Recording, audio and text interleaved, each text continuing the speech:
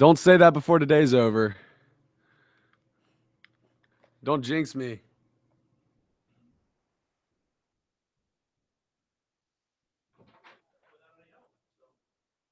He's a bright boy. Watch this thing. We'll see. What's up with this thing system? Wait a minute.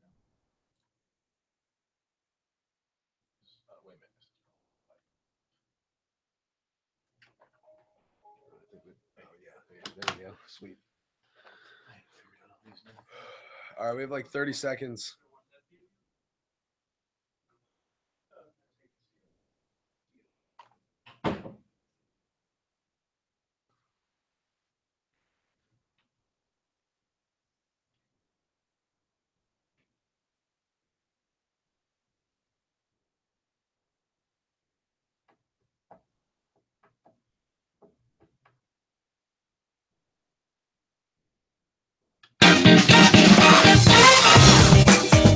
It's time for the final word in sports all across the state. You're listening to Sports Talk with your hosts, Bill Kornbluth, Will Pelagic, and the Professor Tom Hayes. You've been waiting all day, so join the show now by calling 800-956-7266. Live incompletions on first down kind of made it hard for us. But yeah, just way more comfortable in the offense this year. I feel like it's still things that we could have did, as far as running backs. We could have lowered our pads a little better, fit our hands a little different on pass protection. Just a little technical things. Good evening, everybody. Welcome back into Sports Talk, South Carolina Radio Network. Here on a Wednesday, downtown Columbia, where it is raining. And I know we are facing one of those situations again here in South Carolina where your attention is diverted from the sports world, as it should be, with all the concern about Irma. However, here on Sports Talk for the next couple of hours, our job is to get your mind back on the sports world and focused on what is ahead, knowing full well that everything could change in a moment's notice depending on what old Irma decides to do. But right now, it's not a big threat to the state of South Carolina. Later on, it may be. However, precautionary measures are being taken, and you're being advised to do so as well. Already, Charleston Southern and South Carolina State have canceled their game scheduled for this Saturday in Orangeburg, and I'm sure we're going to see a bunch of postponements and movements of high school football games over the next couple of days, as we seem to always do when it starts to rain heavy here in our state. Other than that, we march on towards a big weekend, we hope, with South Carolina heading to Mizzou. I don't think Missouri's under a hurricane watch, is it? They're not, but they're under a Will Pelagic watch. Oh, Lord. That's a lot of hot air going out there. That sounds like a tornado watch to me. There'll be some heavy things going on. Well, why don't you tell people who are listening who'll be going out to Mizzou again? This is the Gamecocks' third trip to Missouri, if my memory serves me right. 13, 15, 17, correct. What's the big what hot spots do you recommend in Old Columbia? You want cuisine, you want nightlife. What are we looking for? The entirety? I think the entire package. The cuisine aspect, Shakespeare's Pizza is one that always comes to mind for folks. CJ's Wings is one of my favorite hangouts as well. There are a lot of great microbreweries like Flat Branch, Broadway Brewing, and Logboat Brewing. And one place you also want to go right in the middle of downtown is Booch's. If you want a nice little slider burger, some of the best burgers. It was rated, I think, one year by USA Today as the best burger in America. Cash only for the slider burgers. But a real great college town. Very much, I would compare it very much to like what Clemson has to offer. It's laid out very much kind of in the same fashion, just as a comparison's sake. The downtown kind of meshes with the college town portion of it, with the stadium being just south of it. And you'll be heading out there Friday morning. Friday morning. Very good. I'll be up at Clemson this weekend. Looking forward to Clemson and Auburn, a couple of interchangeable universities, a couple of interchangeable football programs. Right. I think we got a game here that's going to match up two really good defenses and two potentially really good offenses with new quarterbacks, and both showed out well in their first starts with their respective teams last week. So a good test for both of these teams coming up on Saturday night. We didn't see as much out of Jarrett Stidham as I thought we would. And again, it was more about the run game for Clemson, or for Auburn, in their game against Georgia Southern, 41-7. They had two rushers that went for 130 plus, and one of them wasn't Cameron Pedwick, who didn't play in the first game for them. I'm very curious to see how much more balanced both of these teams are, because we also saw Clemson put up 300 yards on the ground against Kent State. In my mind, we might see some wrinkles to both of these offenses that we didn't see in the opening week. And you shouldn't. I mean, both teams had opponents they could, whitewash. So they're not going to expose all the stuff they're going to do against each other. Yeah, and that's what's going to be interesting in this one, because I think really you're going to see a lot of deep passing in this football game. I really do think so. All right, our phone number is 800-956-7266. So what's your take for this weekend? How do you see the Gamecocks doing against Mizzou and the Tigers doing against Auburn? 800-956-7266. Our email, talkback@sportstalksc.com, and on Twitter @SportsTalkSC. We are loaded up tonight. Among the folks you'll be hearing from: Gus Malzahn, Brent Venables, Jake Bentley, CJ Fuller, Taylor Stallworth. The M&M boys are scheduled for tonight. Now, Will is good. Will Merritt is good. Corey Miller is in Alabama. His son, Christian, who, of course, plays for Alabama, was injured in the game Saturday and had surgery today, and he's in Alabama with him. Not sure if Corey will be with us tonight or not, but Will is definitely a go. And at 7:30 tonight, for you great outdoors people, another edition of SC Wild with the captain, Billy Downer, right here at Sports Talk. So we've got a loaded-up show for you. Looking forward to talking about what is ahead with you. And, of course, with Captain Downer, I'm sure we'll be talking with him about DNR's role when it comes to hurricane preparation that we are now going through here in the state of South Carolina. Looking forward to both of these games, games that will really now – I mean, we learned a lot about South Carolina by beating NC State. Now they go on the road against a team that I think they match up very well with. This is a game where I expect South Carolina's offense to probably score in the 40s. And now the question is, how much will the South Carolina defense, if it can, pick it up? Can they hold Missouri to something in the 20s and 30s? I thought they played, the statistics don't indicate it, but I thought they played a pretty decent game overall against NC State. They did, and it's interesting. Remember, going into the week, we were talking specifically about South Carolina and Clemson. We said we could learn a lot about South Carolina, and anything we learned from Clemson's perspective could probably be bad. There was nothing we were going to take out of Clemson's game that we probably didn't already know. Well, that's kind of what happened in Missouri, is that not only did we learn about Missouri's high-powered offense, we also learned about their vulnerability on defense, specifically in the secondary, where they have some seniors in Logan Cheadle and Anthony Sherrills, but outside of that, they're having to break in a brand new true freshman free safety in Jordan Ulmer, and they're also having to break in a sophomore corner in DeMarcus Acey. Their front seven has a lot of strength, but they're also crippled by the fact that A.J. Logan, one of their top defensive tackles, was caught in an off-campus or at least an off-the-field suspension that has him out for the first 6 games, and they're basically having to rely on Marcel Frazier, their redshirt senior defensive end, and Terry Beckner at defensive tackle to get any kind of positive pass rush. You're not going to have to see the same type of offensive max protect that you saw against NC State. This is going to be an offense for South Carolina that's going to have a lot more freedom to operate and the opportunity to put more points on the board. Well, I thought last year that really their defense was miscast. These guys at Missouri, pin your ears back, sick them, and then they had them early on playing that read and react defense, and then they suddenly, Barry Odom threw up his hands and said, "Look, sick them," and they actually played a little bit better. I suspect we're going to be seeing a switch up with Missouri in this one. They got to get to Bentley. They know they have to, and they're gonna sell out to go after Bentley. He has to be aware that a couple of times in that ball game he had receivers open, but the play was called for a longer drop back, and he got caught by those blitzes.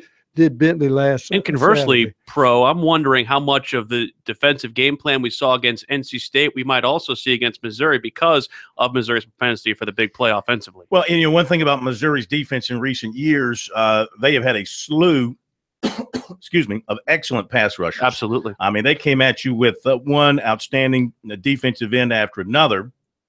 I don't know that they have that on this year's defense. Frazier is that kind of guy. Mhm. Frazier is that kind of guy. The But guy I that played think opposite him, not. If South Carolina's tackles, excuse me, play as well, and I thought Zach Bailey and Malik Young handled themselves extremely well against two guys who are considered future pros. If they play that well, they gave Bentley a very good pocket to throw from most of the game. Again, they had a couple of blitzes where they got to him. That cannot be held against the OL. If they play that well again, Bentley's going to have a good night throwing the football.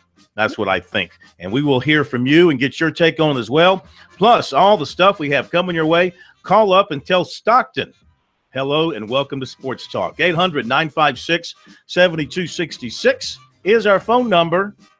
Yes, I am sick about how the Yankees lost last night. Did you see that? I think we all love it. One game, but I You got am the sick. sign stolen. Be right back. Sports Talk's favorite team is whoever plays the Yankees. You said that very quickly. You got the sign stolen. Still can't believe it. 2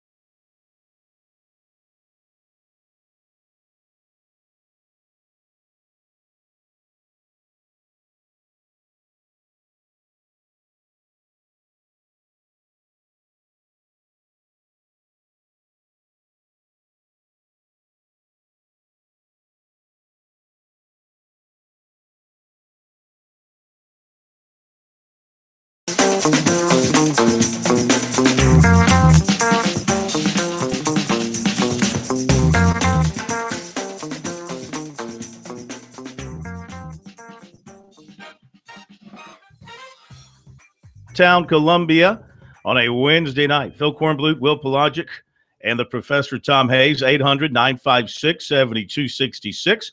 Our poll question of the week on SportsTalkSC.com. What happens on this Saturday? 52% feel USC will win, meaning Clemson will not.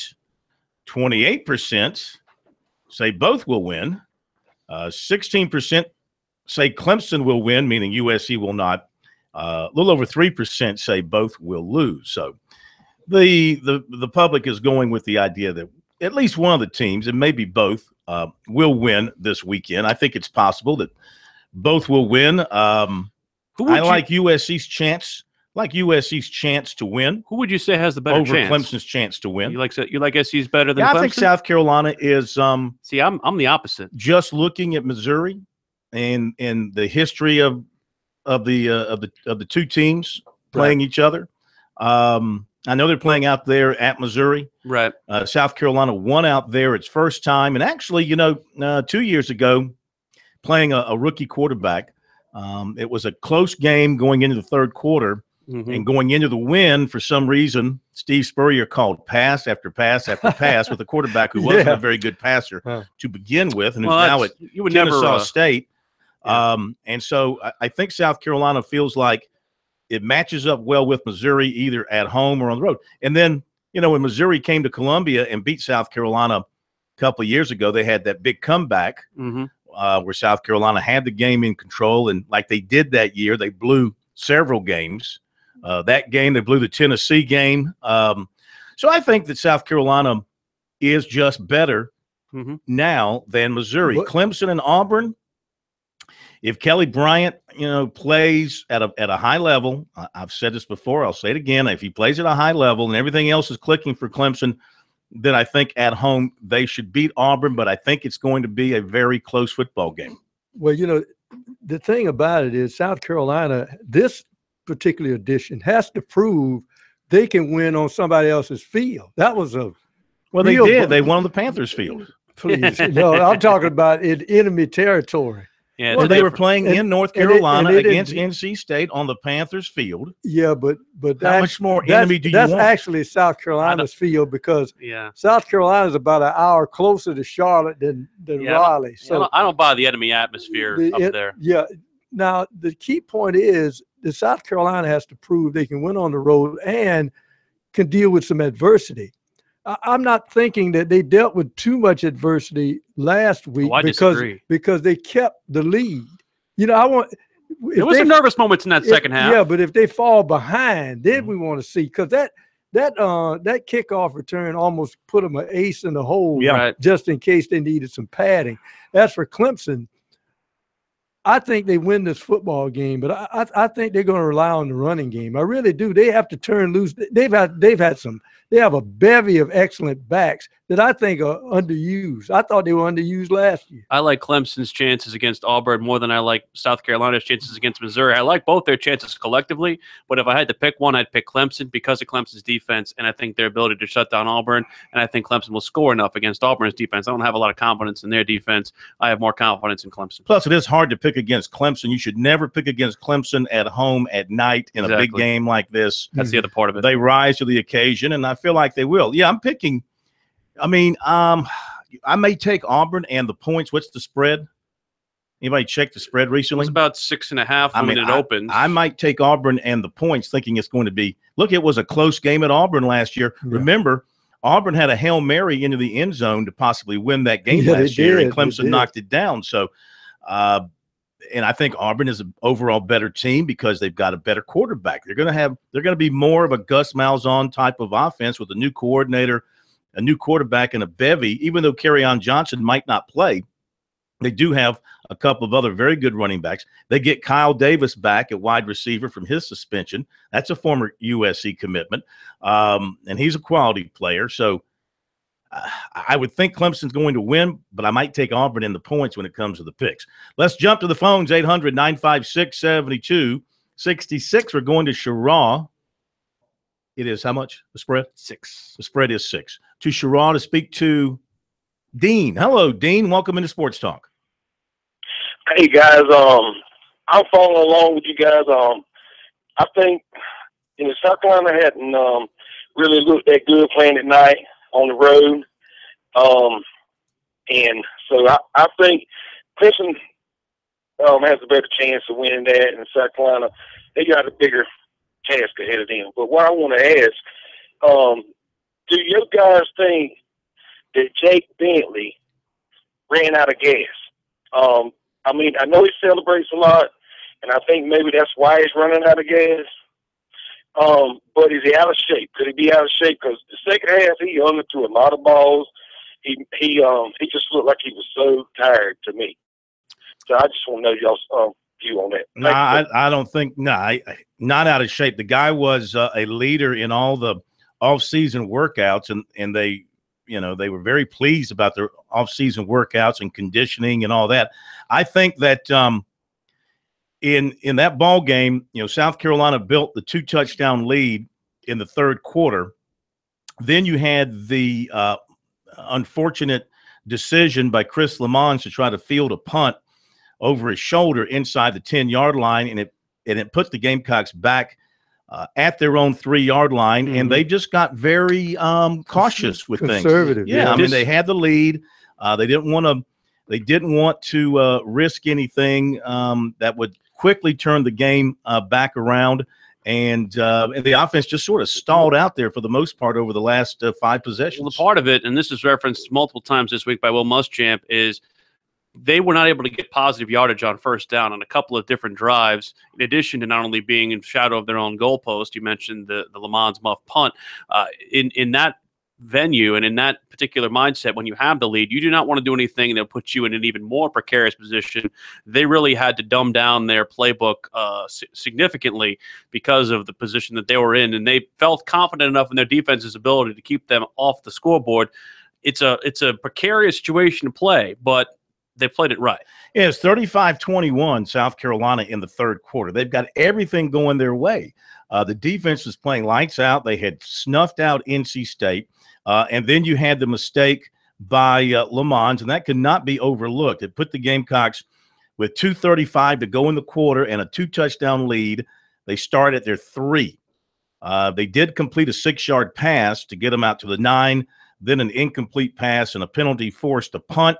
Then NC State on that particular drive to end the third quarter and roll into the fourth quarter went down and scored to get to within a touchdown. The Gamecocks' next possession, they started on their 25, 2 incompletions and a pass interception set up NC State at the State 31. That was that long pass, which really was as good as a punt, right? To be quite honest with you.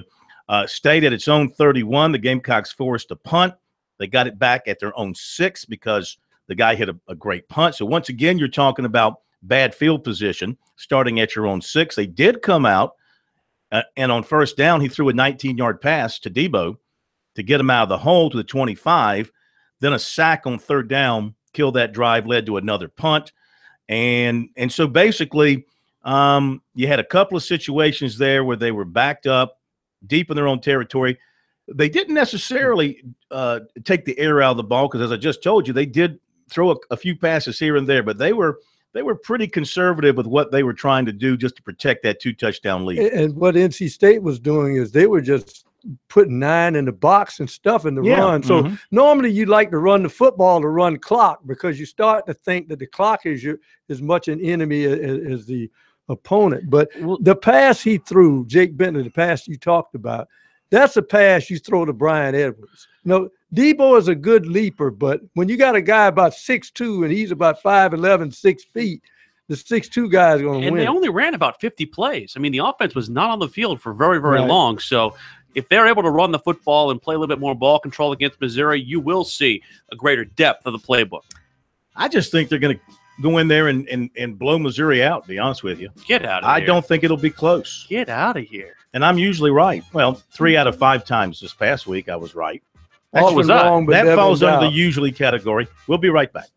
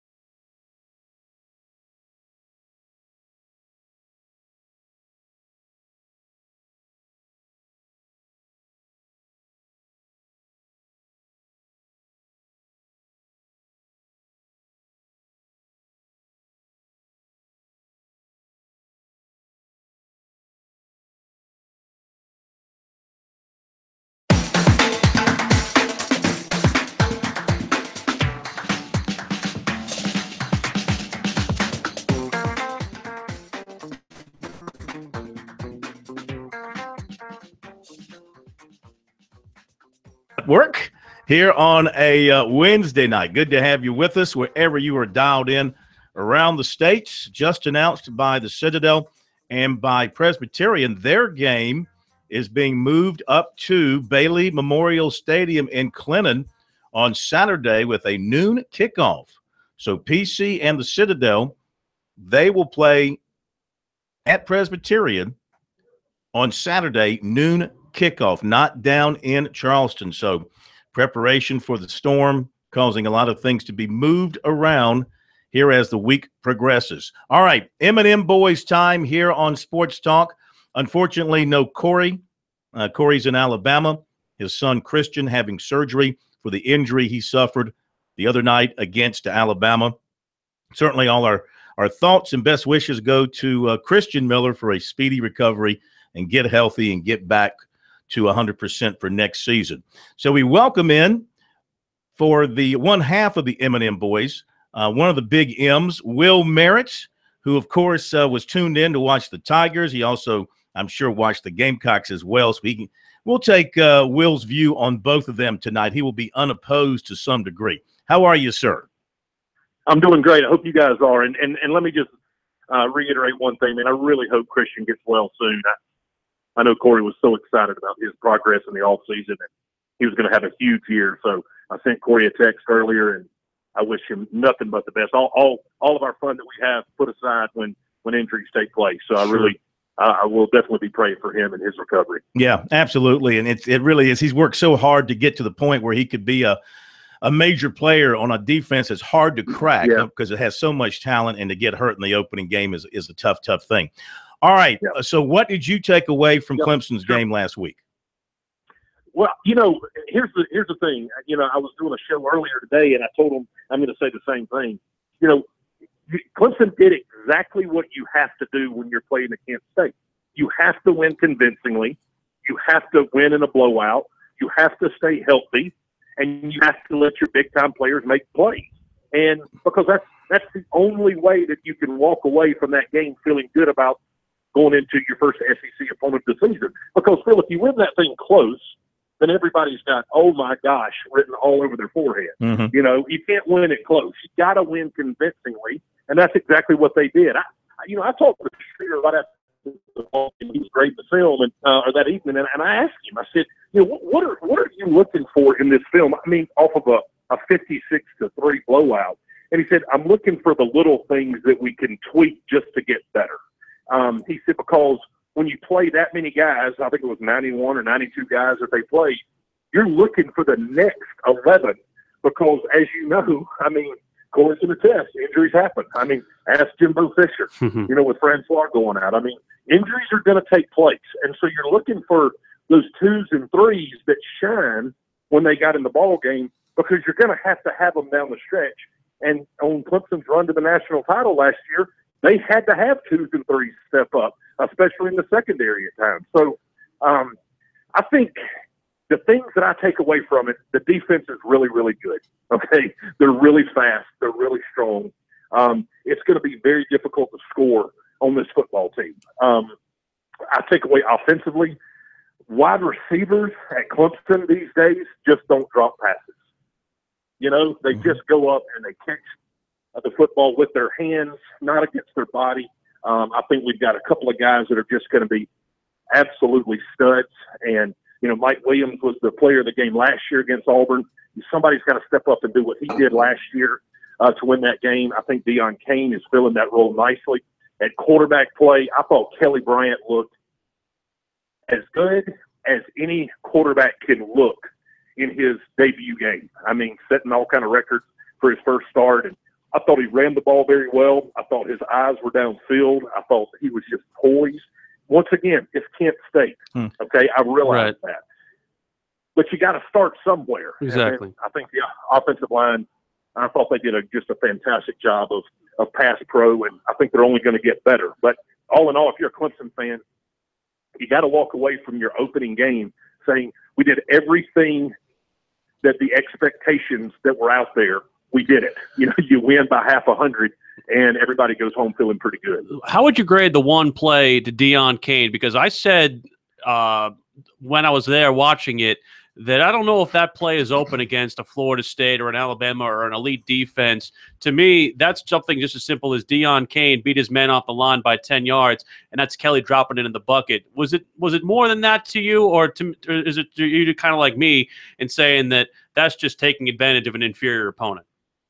I think it's a little bit of both. I think it's a healthy example of both, because last year you had wide receivers that were doing it against SEC teams and good ACC teams. True. So, but you also had a quarterback that could drop it in the bucket, just like you said last year.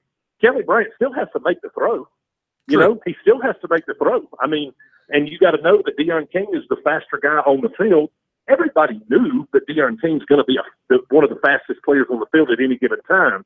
So when Kelly Bryant is throwing the ball to him, especially on a go route, then you've got to understand he's still got to be poised enough to sit there and not get so juiced knowing that he's got him by 10 yards and overthrow him by 5. So there's still some poise in the throw to allow Kelly to be able to make a beautiful pass like that. Will Merritt with us here, one half of the M&M boys tonight. What did you think of it was hard to really judge the defense because they didn't throw the ball very much. So let's stay with the offense. And what did you think of the offensive line? I mean, a bunch of veterans coming back. Did you see an offensive line that picked it up from where they left off last year? I didn't really see any mental errors. And I think that's what you look for in the opening game.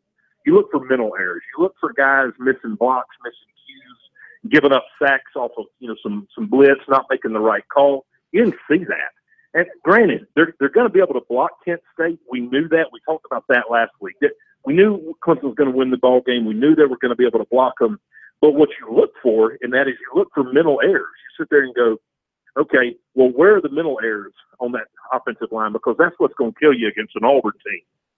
And you didn't see it, Phil. You just didn't see a whole lot of just mental mistakes. Now, physically, it's going to go from night and day when Kevin Steele brings his defense in to Death Valley. Okay, it's going to go from JV to varsity. All right, and so, but you still have to be in the right place at the right time to make the right block, and that's what I thought Clemson's offensive line did.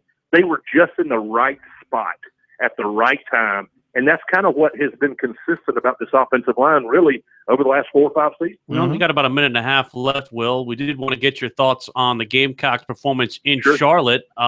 It's obviously a very big win for them, but they face an offense that's very explosive this upcoming week against Missouri. I thought it was guys, I'm going to tell you right now, I thought it was a great win. I think NC State's a good football team. And I told you guys last week, I think NC State is a very well-coached, good football team. I don't think that South Carolina fans should not I don't think they should underestimate just how good of a win that is. Neutral site, it's basically a home game for NC State being up in North Carolina. Obviously, I think that South Carolina showed more poise in the fourth quarter than they have in a long time. NC State's driving for the win. Questionable call there on the fumble, all that stuff. But still, the defense was in the position to bat the ball down. They were not rattled. NC State obviously was able to throw under the cushion coverage that Muschamp was allowing them to play. But they just played poised in the fourth quarter. That was not what you saw in a lot of games last year for South Carolina. I know it's one game. You don't want to sensationalize the first game. But I'm going to tell you guys, halfway through the season, we're going to be talking about NC State with a bunch of wins. And so you're going to look back, and I think South Carolina is going to look back at that as a marquee win on this season. Will, we thank you for handling both sides of the aisle for us tonight. As always, we appreciate it. Have a great week. Enjoy the game Saturday. We'll talk to you next week.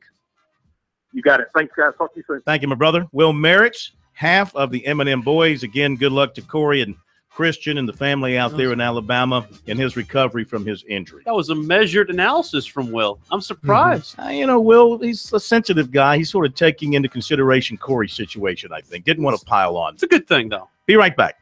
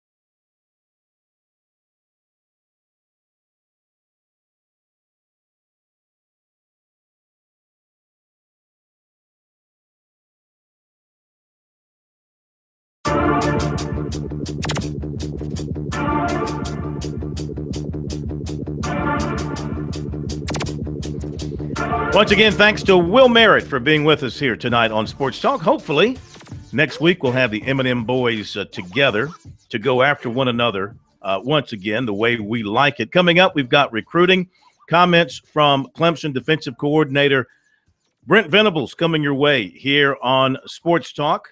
Sports Talk brought to you by your local South Carolina Electric Cooperative, sponsor of this year's annual Touchstone Energy Cooperatives Bowl. To find out more about what co-ops are doing across the state, visit ecsc.org and be sure to save the date, December 9th, for the 2017 Touchstone Energy Cooperatives Bowl. A little bit earlier, at least now. We don't know what's going to happen with the football schedule. Everything could get pushed back because of the weather.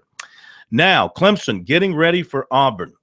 I think this is going to be a whale of a football game. And Clemson's defense is going to be tested by this Auburn offense that has really good running backs, a big quarterback with a big arm who can also scramble a little bit. I think this is going to be a real good challenge for Brent Venables, who yesterday at the Clemson press conference gave his take on this Auburn offense. Quarterback throws the ball very well. They do a good job. They can spread you out and pound you and spread you out and throw the ball vertically. Got excellent skill, receiver at running backs and their tight ends and veteran offensive line. Very physical spread attack. And they can get big on you too. And they do a great job, with how they game plan and again, how they've recruited. So, we got a great challenge in front of us. What are your initial thoughts on what you've seen from him so far?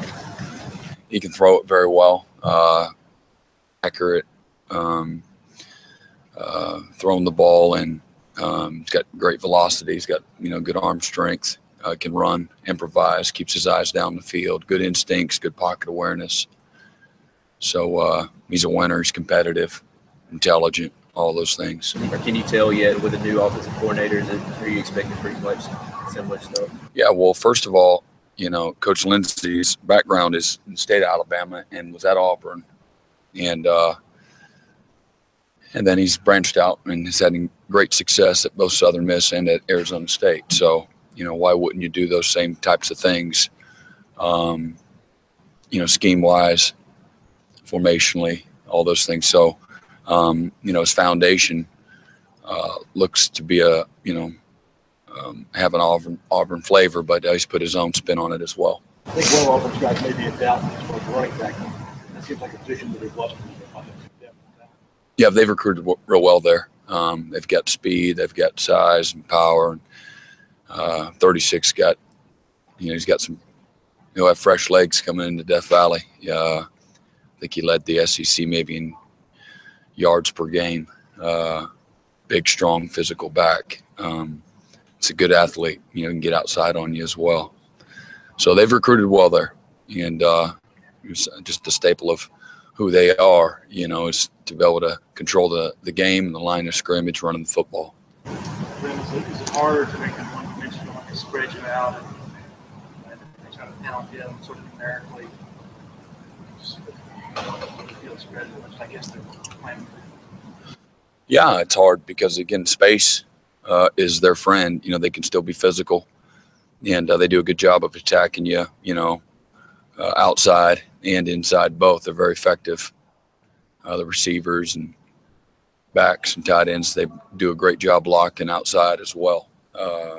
And then they've got a good, powerful offensive line that knows how to bloody your nose. So, and then you throw on top of that a quarterback that can run it and throw it both.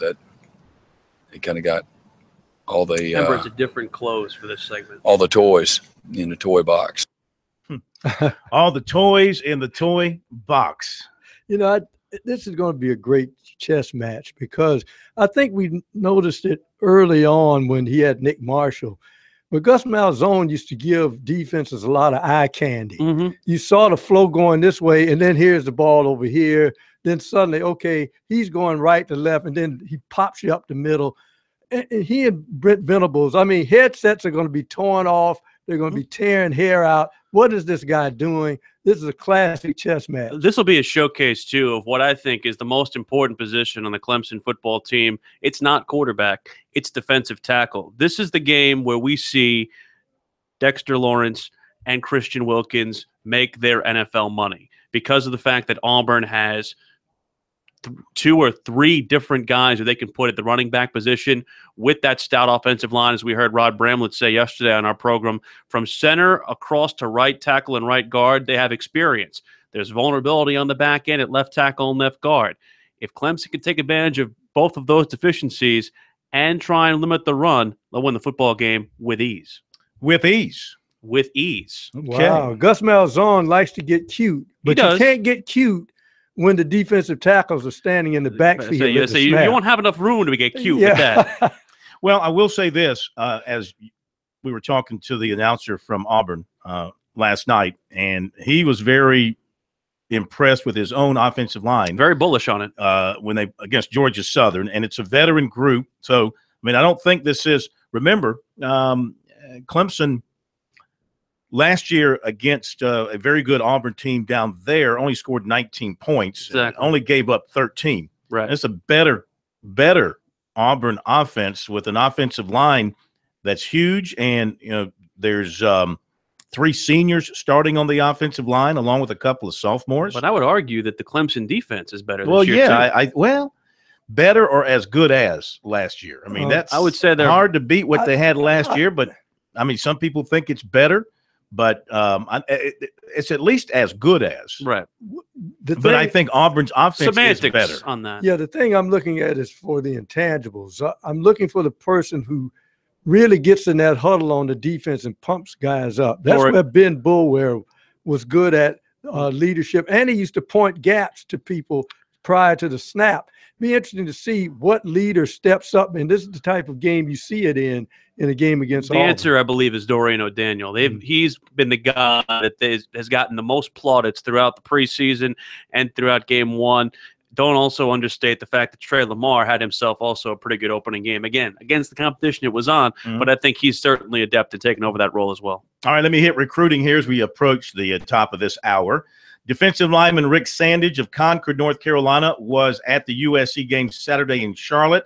This Saturday, he's going to North Carolina to watch that game against Louisville, a couple of other teams on his short list. He continues to hear from USC's Will Muschamp via text almost daily. Not sure about any other game visits.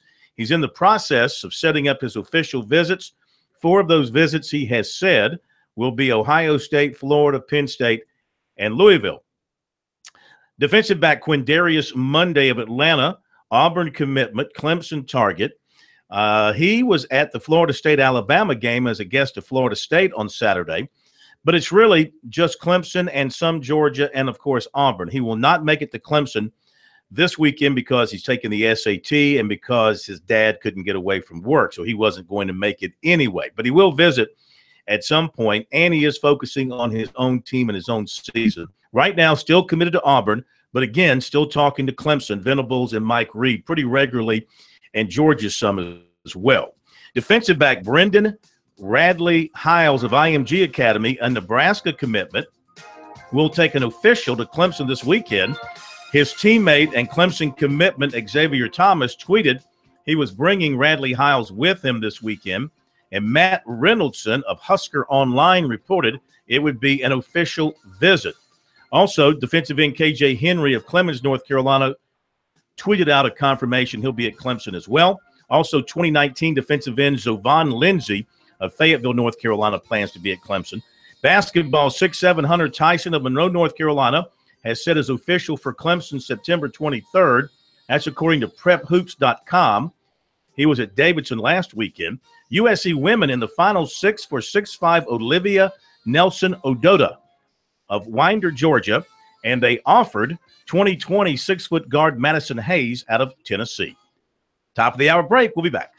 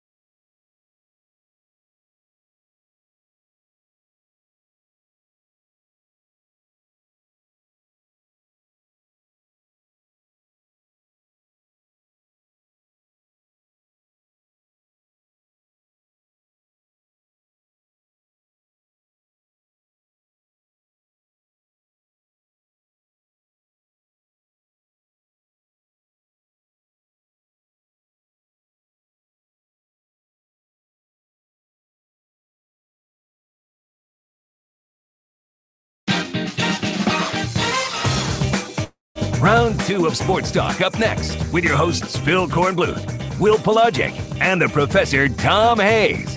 Don't leave us hanging. Join the show, 800-956-7266. We are back, Sports Talk, South Carolina Radio Network from downtown Columbia. The gang is all here. Phil Kornbluth, Sir. and the Professor. Tom Hayes, if you want to join in, 800-956-7266. Coming up, we're going to hear from USC quarterback Jake Bentley and his thoughts about getting ready for Mizzou this weekend out in Columbia, Missouri. And also Barry Odom talking about Jake Bentley, the second-year coach with Missouri. A couple of other notes of major importance to pass along to you. The folks at Darlington, NASCAR. You saw how fast Denny Hamlin was. Ooh. There was a reason. I knew there was a reason why you didn't was like what he stealing did. signs. Apparently, they were cheating, like the Red Sox. Number 11 Yeah, but team. this is NASCAR. If you ain't cheating, you ain't trying. See? Number 11 team is facing multiple fines, and their win could become encumbered. Now, I have never heard That's that what word happened. used until this year with Yeah. Joey Logano, Yeah. encumbered. Yeah. So, I mean, I don't know how they end up using that word to talk about you've got to win, but it doesn't count. Right. Maybe you should just be stripped of the win.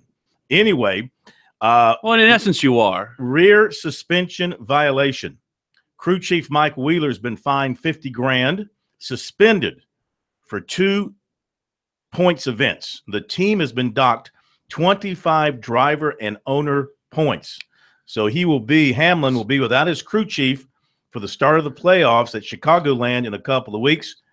And his former teammate, Joey Logano, were both penalized for last week's Xfinity Series race, which Hamlin also won. Also, Dale Earnhardt Jr., things are going from bad to worse. His team was penalized for going too slow. No, I'm sorry. For you're going to get blocked again by Junior. That's not nice. His crew chief must pay a $20,000 fine, and he has to sit out the final race of the regular season for improper installation of lug nuts. Lug nuts. The old lug nuts. The old lug nuts. So if The you had your old way, lug nuts. if you had your way, and you were Mr. France or whoever's up there now, you would want them to take all the points away, and that would invalidate everything. Because you All said you the want points from that particular race. from that race. Well, I mean, I think if they determined that whatever they did aided them in winning the race, you should not benefit in any factor. Well, anyway, I think part of that is probably collectively bargained by the race drivers with NASCAR. But the other part of it is, I don't think so. I don't think they have a union like that. Regardless, the thing that gives you the most benefit to winning a race is the point. Is not just the points, but the fact that it gets you in automatically to the playoff. Yeah. So from that perspective, that extra ancillary benefit is taken away from you. That's why they're calling it encumbered. Well, he was already in because he already had a win. Now that's why Joey Logano. That's why Joey Logano's on the outside. Even though he has a win. Who gets the points? The person who finished second. You give him the points. Well, no, nobody gets them. Nobody gets them. They're not stripping him of the win. No, they're what just I'm saying that is win is not going to count towards the playoff. I'm saying if we followed your rule of just stripping them of the win, would you give the points to the second place? You could do that. They wouldn't give those points to Curtis Busch. They try everything not to give the Kyle Busch. All right, and the SEC Big 12 Basketball Challenge, they announced the tip-off times for those games and the television assignments, and that particular day, make your note on your calendar, January 27th, South Carolina, Texas Tech, and Columbia will be a noon tip-off on ESPN2. Billy Gillespie? That particular day. Gotta love that. All right, so now the Gamecock football team heading out to Missouri, getting ready to take on the Tigers and see if they can build on their win of this past Saturday against NC State in Charlotte. Now, the offense was efficient with 28 offensive points. You throw in another 7 on a kickoff return, 35 total points, which is about what they should be averaging this year, 250 yards. Now, some of that is because they had a short field because of turnovers that they've created from the defensive side of things. But they do have to be concerned about the fact that last 5 possessions, they did nothing. And in the fourth quarter, they had only, I think it was 16 yards or something like that against NC State. So 250 yards, regardless of everything else, is not going to be enough to win most games. It was enough this past Saturday. They'll probably need more against a very good offensive team at Missouri. And, they're going to score some points against the USC defense. The question is, can Bentley and company just outscore them? And Bentley talked about the fact that their game plan against NC State might not necessarily be what they use against Missouri. Yeah, we knew they had a really good D-line coming into the game. And our game plan was to come in and throw the ball around and let our guys on the outside make plays. And I feel like we executed that well. And our running backs know that there's going to be weeks where they have to run for, a lot of yards for us to win games. So they're not a selfish group. They're just glad we won. But yeah, our game plan going into that game was to get the ball out fast and attack them through the air. Jake, you probably saw what Drew Lock did last week in Missouri. Do you look at this game as a shootout between you and him? He's a great quarterback. He has they have a great offense. But the name of the game is just to score more points than them. Whether that's it's 14-10 or 70-60. Our goal is to score more points than them, and that's what we're going to try to do. But we're going to come in there with the same mindset as we do every other game, and that's just want to score in every drive. And if we can do that, we'll be fine. A lot of people have looked at your team and their team kind of as mirror images of each other, with Drew being just a year older. How much of your game do you see in him and vice versa? Yeah, I've always thought he was a great quarterback. Even last year, just when they came here, just watching him play, he has incredible arm talent. And he's real smart. Got a lot of weapons around him offensively. So yeah, I just try to watch him. I try to watch every quarterback I can and try to just gather things from their game and use them in mine. And the stable of receivers that each team has is very much the same. They've got three guys at their receiving core, in Jamon Moore, Demetrius Mason, and Jonathan Johnson, that are all deep threats. Now, the one thing that South Carolina has that Missouri probably doesn't have as much is the fact that they have a tight end in Hayden Hurst, and they also have a guy in Ron Edwards who's more of a possession receiver. Those are guys I look for in the ability for them to go get things on third down. I don't know if Missouri has that kind of third down receiver that he can go to, Drew Lock can go to, that is, in order to be able to make sure you have a sure reception when you need it the most. The Missouri offensive line, we have to talk about that and how well they can protect Drew Lock. South Carolina got good pressure on the NC State quarterback, Finley. They sacked him 4 times. They had 11 tackles for loss in the game, which is a lot for USC defense compared to last year. They had some other quarterback hurries in there.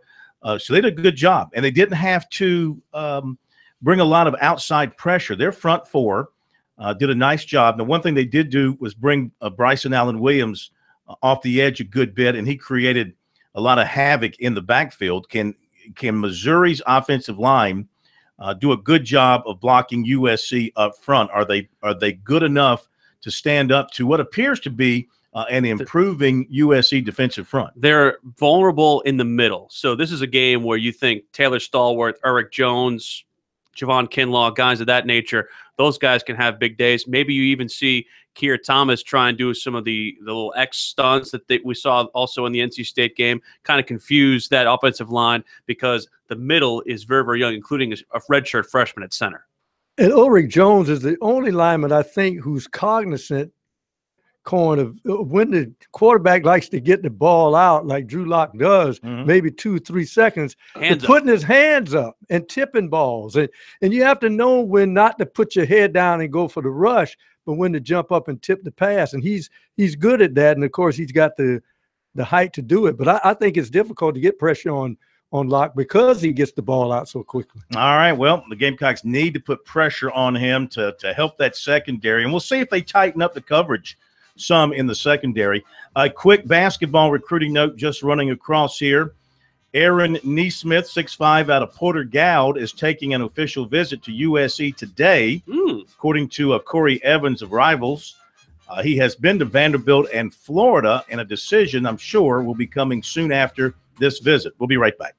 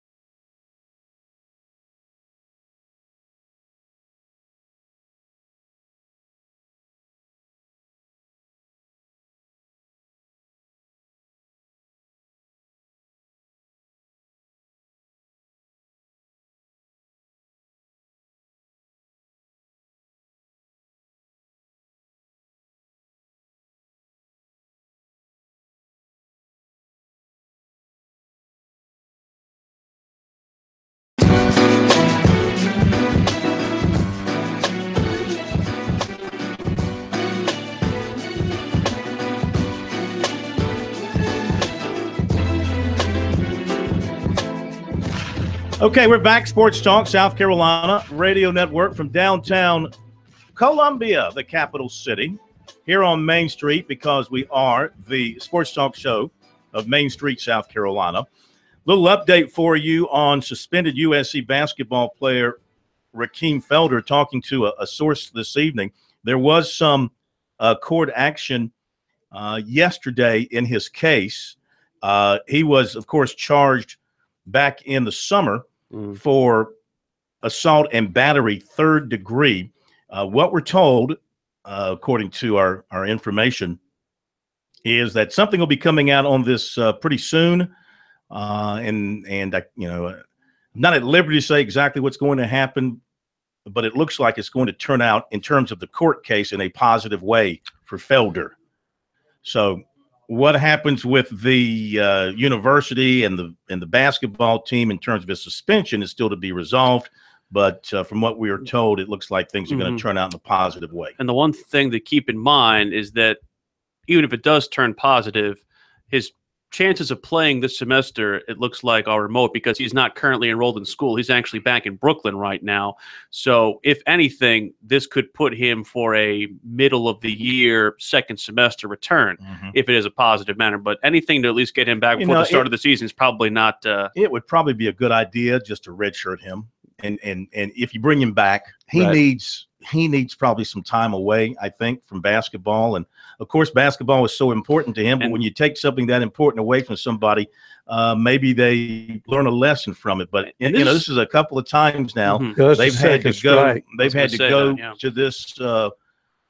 this lengths with him, and it might be a good idea just to sit him down and hold him out for the year and show that basketball shouldn't be the most important thing in your life right now. It needs to be getting your head together and changing some things. Right. Whether or not, if this thing works out in his favor, whatever the case may be, something did happen to create a criminal situation where police were called in and they had to deal with him again. Exactly. So, all right, quickly, Danny in Greenville.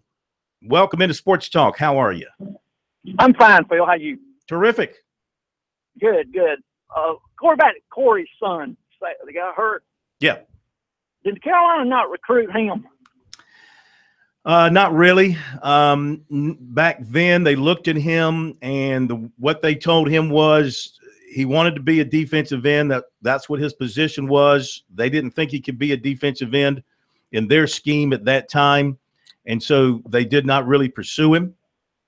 Previous administration, I believe, too, as well. Yeah, correct. That's the Steve Spurrier group. That was when Deke Adams was the defensive line coach, I believe. And so they didn't really pursue him that heavily. So you think if he played for Alabama, he played for Carolina? You would think. I know.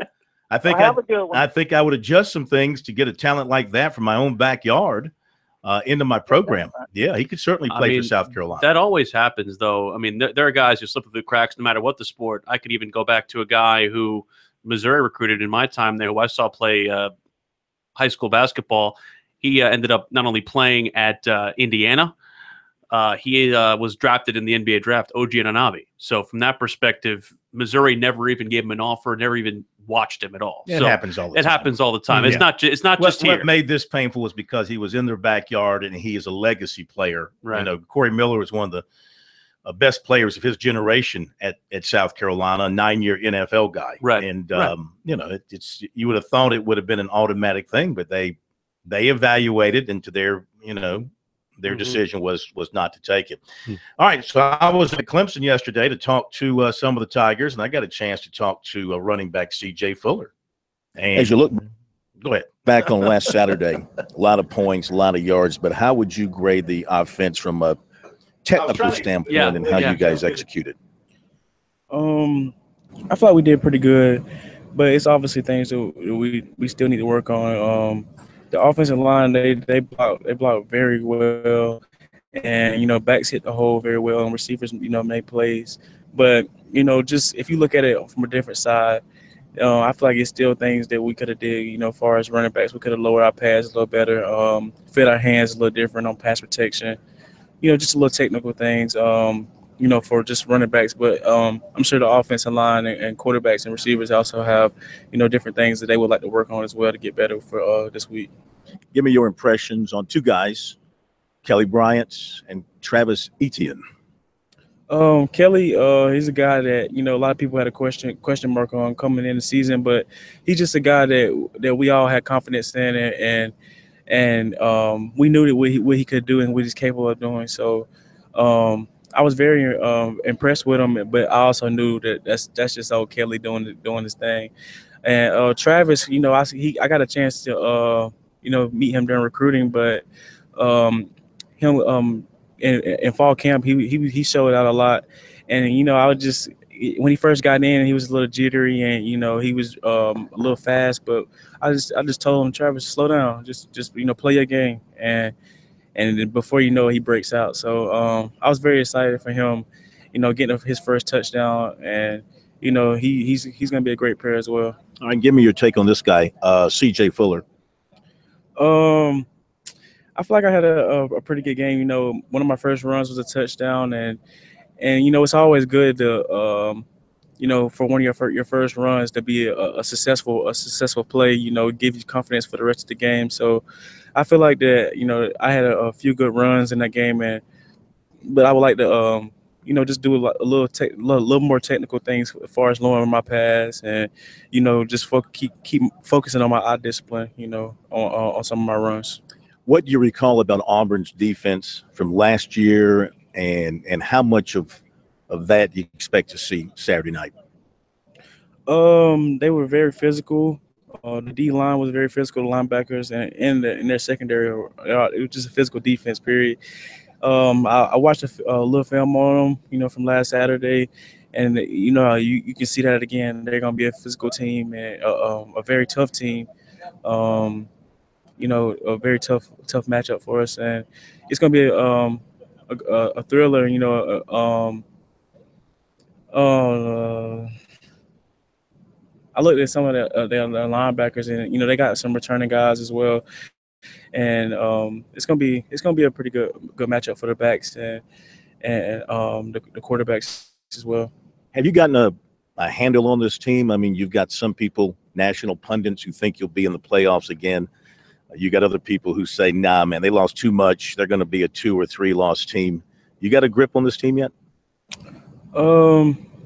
Not really. I mean, but I feel like if we just come out every week and, you know, just play to that standard, you know, best is the standard, and just focus on what we do, and not really too much on a opponent, just focus on what we do, then we're going to be all right. You know, no matter if it is, you know, back in the playoffs, or it is you know, we have a few losses, a few here and there, but you know, just focusing on us, and I feel like we'll be. It's good luck this week. Thank you.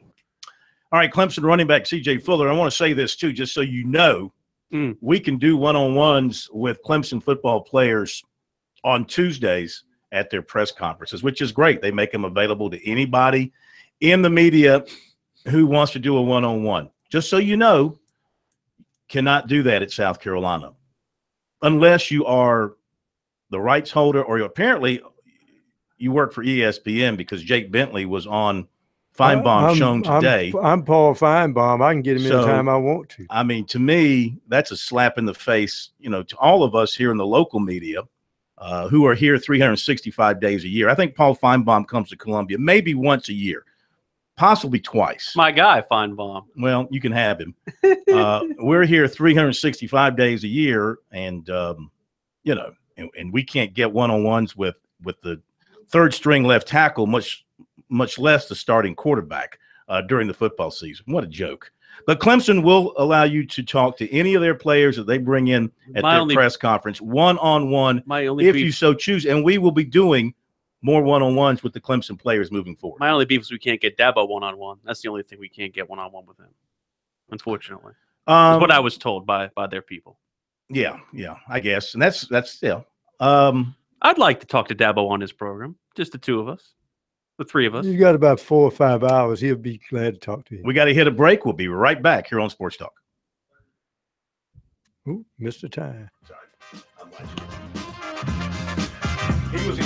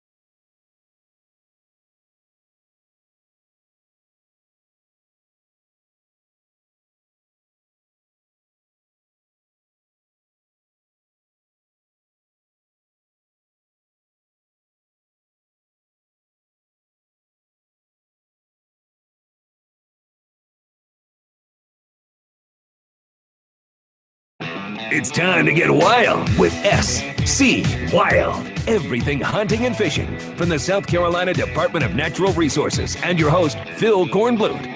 SC Wild on Sports Talk on the South Carolina Radio Network. Indeed it is. Time now for SC Wild here on Sports Talk. A great time to have in Captain Billy Downer from DNR with so much happening outdoors. We're not talking about the hunting and the fishing.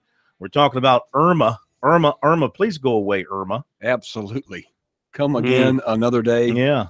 What's the latest you're hearing from your office? Well, again, hurricane. It's a major hurricane. It's a big one. Doesn't take much to watch the news and see that. It's a very serious storm. We all hope it does not come this direction. But we are preparing nonetheless in case it does.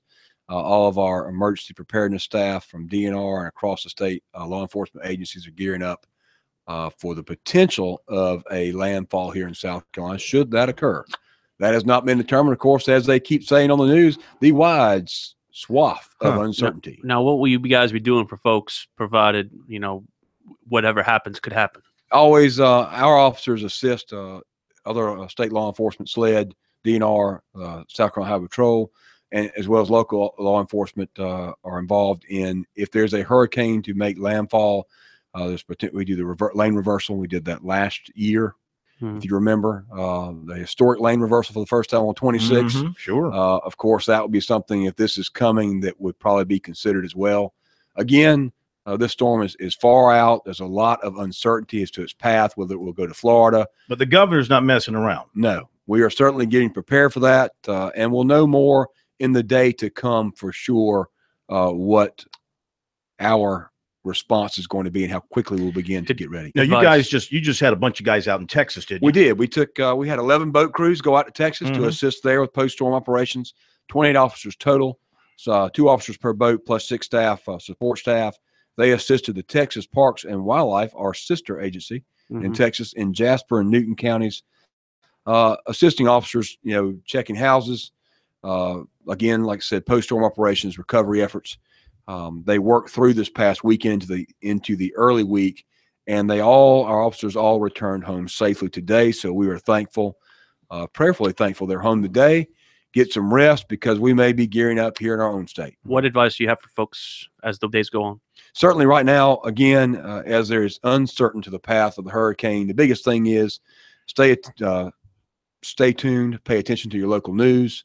All local news stations do a great job weather-wise to let us know what's going on.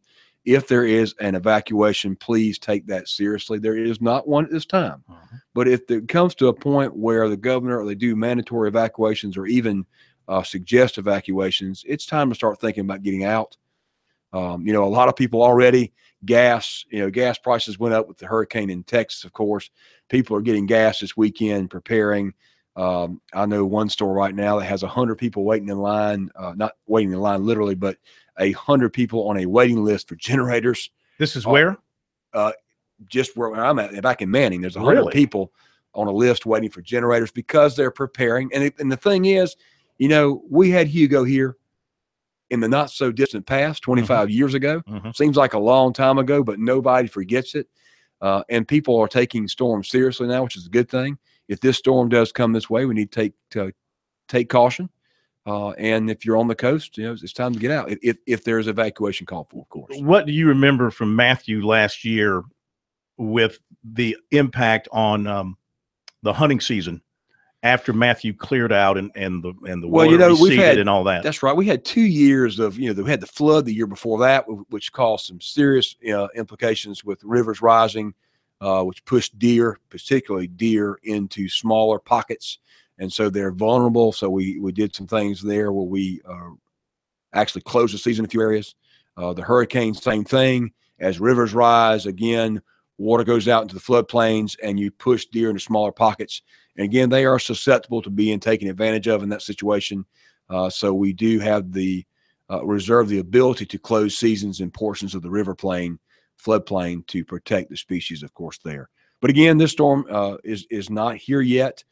Certainly, we're taking a serious look at it, and folks should be keeping an eye on this and what it's going to do in the coming days, next week being the landfall, wherever that may be. All right, Captain Billy Downer is here with us, SC Wild. If you have a question or comment related to anything with the preparation for the storm or related to hunting or fishing here as we kind of turn that corner toward the fall seasons in the great outdoors, 800-956-7266, or shoot us a message via Twitter at SportsTalk SC. So football season began Saturday, but to the outdoorsmen, it was the morning dove season. That's correct. Big weekend, dove and deer.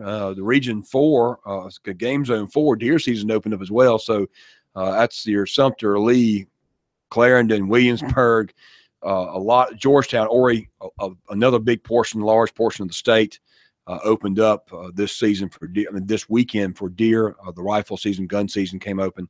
A very popular weekend that opened up on the 1st on Friday. Then dove season followed up.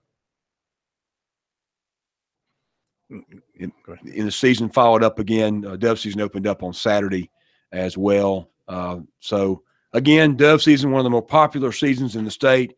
It is one of our, again, the most popular season for folks, which is why the first 3 days, we talked about that last time, the first 3 days of dove season are afternoons only to protect birds from being overhunted. Folks going in the morning, double dip in the afternoon. We're past that now, so the season is now all day through the 14th of October. The limit this year raised to 15. Different reports across the state. Some folks had birds, some folks didn't. It seems like the same old story. But a lot of the public fields did not see the birds in some cases that they had in the past for varying reasons. Again, the birds move around.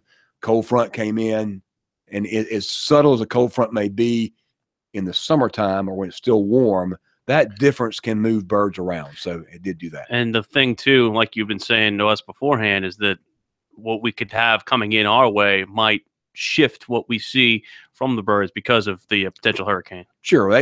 Those pressure systems move in. The animals can feel that. Birds will move out. Certainly so. But again, some places, again, had a pretty good hunt this weekend. Again, the opening day of dove season is always a barn burner somewhere. Somebody's got the birds. They're doing a good job, having fun with it. But Saturday and Monday, Labor Day being the two bigger days for your dove hunts, a lot of folks out.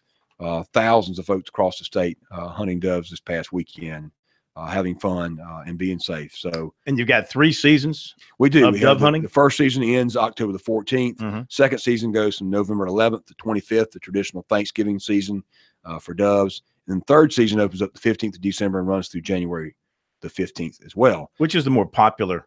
Is there probably the first one where you bag more birds? The first season, of course. Yeah. Those first 3 days of our dove season, traditionally 80% of our birds are killed the first 3 days of the season. Incredible to think about that, but the most of your birds for your whole season are killed the first 3 days. It's that popular. Yeah. That's just how popular. That's just simply because it's an event. People out there. It is. I mean, people, yeah, people put up tents. They have they put on the whole hog, literally, drinks, everything. I mean, it's a big deal. Don't drink and shoot, though. Absolutely, they do that after the hunt. But there is a lot of food to be had, a lot of families afield for dove season. If you don't have a field to hunt personally, there are 43 public dove fields across the state that DNR plants or is responsible for making sure are planted. Look for a list of dove fields at the DNR website at dnr.sc.gov. You can put in the search column dove fields, and it'll let you know where all the dove fields are in your area that are open for you to participate in. It requires you to have a WMA permit in addition to your hunting license. And touch on the top sowing wheat. Yeah, top sowing of wheat. This came back a few years back. It begins October 1st. So for those of you that want to top sow wheat, allows a cheaper option for what we call just a normal guy to go out and be able to prepare a field. If farmers finish cutting corn, you could have some strips disced in the field very quickly and spread wheat out. Again, the rate is 150 pounds per acre. It must be on a well-prepared seed bed, which means the ground has to be heavily disced to separate grass and other material, but evenly spread at a rate of no more than 150 pounds an acre, a relatively cheap way to create a quick dove field, and the birds do respond to that. But that cannot start till October 1st and runs through November 30th, the time which you can put wheat out. When we come back, talk about 2 of our favorite seasons, deer, gator. Absolutely. Season. All coming up. Here, it is SC Wild, Sports Talk, 800-956-7266. And somebody wants us to ask you about a black bear sighting. We'll get to that in a moment.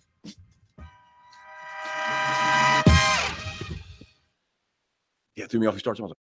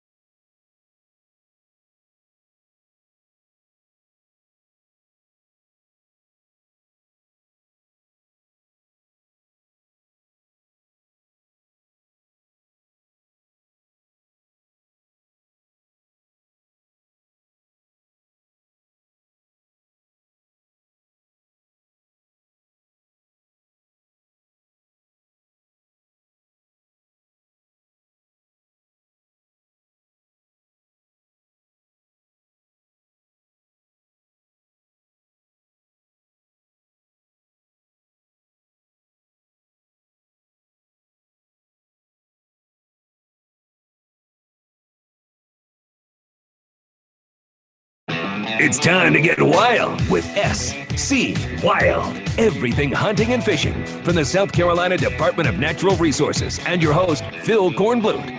SC Wild on Sports Talk on the South Carolina Radio Network. We continue with the captain, Billy Downer.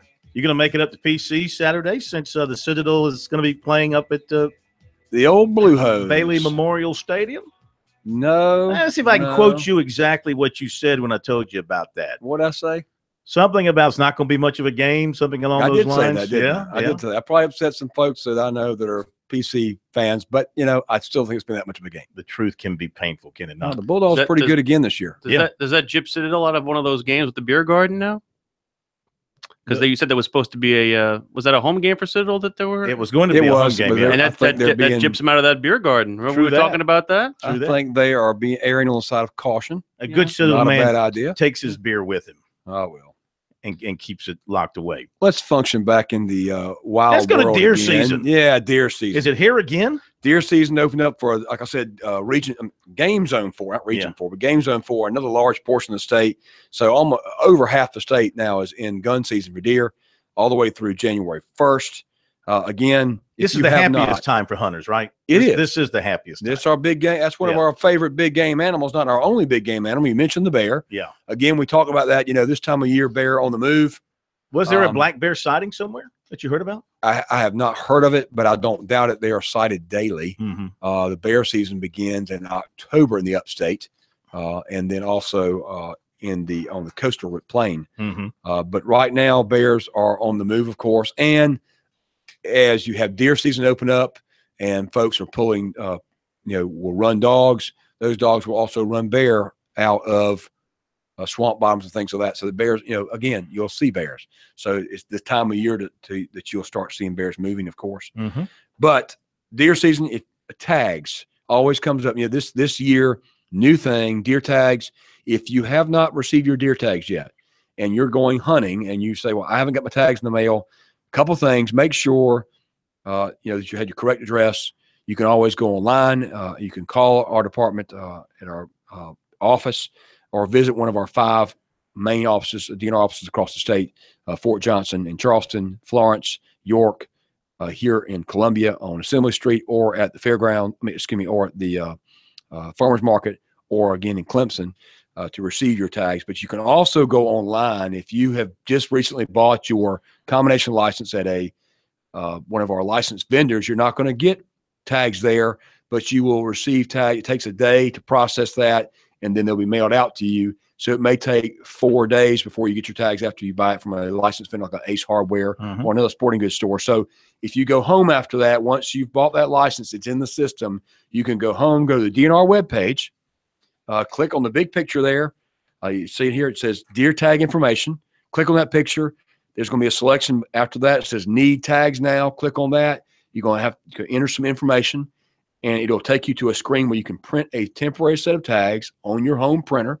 As long as you've got a printer at home, you can print those tags out and use those immediately for your buck tags, for instance, right now, or later in the year. If you haven't got your tags yet, you can print them out for your doe tags on the days they're specific, of course. But right now for buck tags, you can print those out. Once your permanent tags come in, of course, those printed tags are no longer valid. You use your permanent tags from then on out. Have you heard any early reports about any big deer taken? Have been a few big deer. Always somebody's going to put something out on Facebook, some of the social media sites. There have been a few big deer taken, a few deer in velvet, which is unusual. As the days go on, the deer are dropping, they're rubbing their velvet off.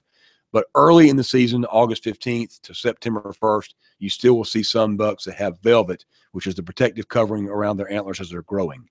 And for some people, that's a trophy to take a deer in velvet because it's not something you see all the time. Again, majority of the season, they don't have velvet. That's just a short period when they're growing the antlers. So, but that's our deer season. So let's get to your favorite topic. Gator. The gator. And not the Florida gator, of course. No, they got taken last week. That's right. Yeah. The season starts this Saturday, September the 9th at 12 noon and runs through October 14th at 12 noon. Let's get them off the golf course. The gator season begins at 12 noon. And again, to hunt in this season, you have to have been selected by lottery. Applications are taken online May 1st through June 15th. So it's not something you can go do now. There's a $10 non-refundable application fee.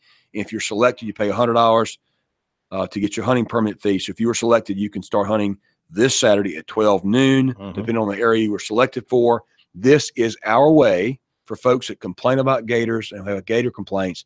This is our most effective method to control alligator populations, is by allowing a short season where folks who put in for these tags can go out and remove gators. Do you tell them where to go based on what people have called in and say, hey, I'm having problem with these gators? And do you tell the hunters, hey, you don't have to do that because people know. Okay. The guys that are hunting gators, they know where gators are being seen. They're going to go to where gators are popular. And, of course, they're going after a big gator first.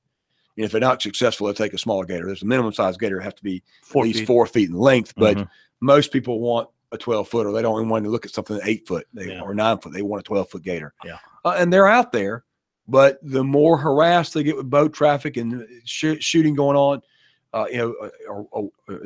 and I don't mean shooting across the water like you see on the shows. Here you have to have them in by hook and line. And in our state, you have to get that gator by hook and line or by an arrow with a line attached to it. You pull the gator to the boat. Once you pull the gator to your boat, you have it in possession. Then you can use a very limited a pistol or a bang stick to take that gator in. So it's got to be basically inside your possession before you go Before inside of it. It's not one of these things that you see on the shows where they're out there shooting a rifle across the water. That's very dangerous. Very much. Bullets skip. Who knows where they're going to go when you shoot like that? Have you run across so the gator has to be in possession. Any gator hunters in our state who, like on the television shows, like to jump in there and wrestle around with them a little bit? You got any of those in South Carolina? No, we do not. No Steve Irwins. No, we do not. All right. So, that's the guys I want to see. I just want to know how you cook them. And I want to know why we haven't. He knows how to cook them. Well, we did that 2 years ago. We try to bring that back. We keep talking about cooking again. We need to do that again. That was a lot of fun. I'm game for it. I had to dodge the rain. The rain here inside. We had to make steam going off on the fryer, and I'm worried about that thing up there. The sprinklers going off. So it's been fun. But no, to hunt gators, you have to have a South Carolina hunting license. You can hunt any time of the day or night after the start of the season. You can use lights. Other people can be present as long as the permitted hunter has their permit with them. You can have a guide, help, or otherwise participate. But everybody must be licensed in the boat. Has to have a South Carolina hunting license unless they're under age 16. Again, alligators must be taken with hook and line, archery equipment, or with a snare. No shotguns or rifles are allowed in possession while you're hunting. They have to be 4 foot in length. A line or snare must be attached to the animal, brought to shore alongside the boat, and then a handheld snare or rope must be attached before the gator is dispatched. That's to control it so that you don't lose the gator and waste it. Although we're trying to remove gators here, you don't want to waste gators either. Absolutely. So you want to make sure that you can control the gator and make it take a humane shot.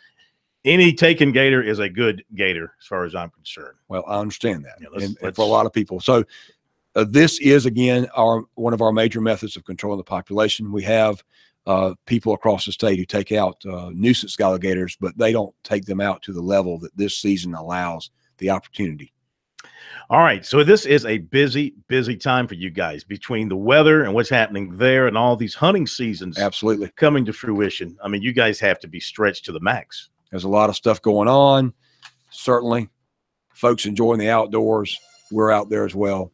And the water. Don't forget the water. Still warm out there, folks enjoying the water race. So if you're on the water, if you're on land, be safe out there. If you're on the water, make sure you got a life jacket. Watch out for others in the water. If you're hunting, watch your target. Make sure of your target. Make sure what's beyond it before you pull the trigger. We thank you, as always, for being with us tonight here on SC Wild on Sports Talk.